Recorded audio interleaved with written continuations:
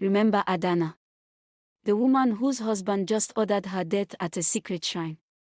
Well, what Chak didn't know was that he had just made the biggest mistake of his life. Because the prey was actually the predator. This is episode 2, and trust me, you're not ready.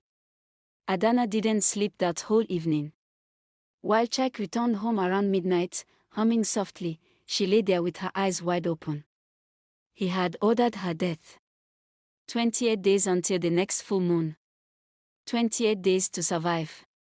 When dawn broke, Chak kissed her forehead like always. Good morning, my love. Adana smiled back, the hardest thing she'd ever done. She cooked his breakfast, watched him eat every bite, kissed him goodbye. And the moment his car disappeared, she grabbed her phone.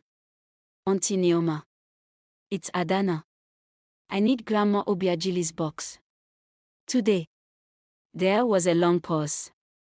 Then her aunt's careful voice, you know what you're asking for. Yes, Adana said firmly. I know exactly what I'm asking for. Now let me tell you about Grandma Obiagili. Before Christianity came, she was the medicine woman. And before she died, she prepared a box with everything, every incantation, every secret, every weapon.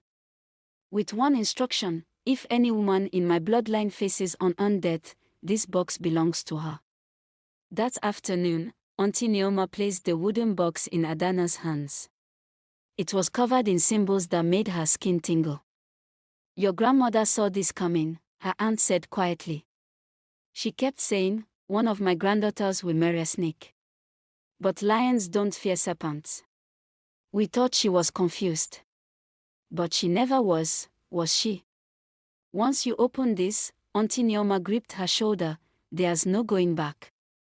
This power doesn't just protect, it transforms. Are you ready? Adana thought about Chak placing her photo on that altar. I'm ready. The next 3 weeks were strange. By day, Adana played the perfect wife. But every evening, she opened the box. First, she learned protection herbs, talismans, and rituals that made her untouchable. But protection wasn't enough. She wanted justice. The box contained the miracles. Her grandmother's notes were clear: when a man sends evil to an innocent woman, that evil returns sevenfold. But it requires something from both the victim and the perpetrator. While Chak showered one day, Adana found his leather bag from the shrine. Inside was a ritual knife with dried blood on it. She took a piece of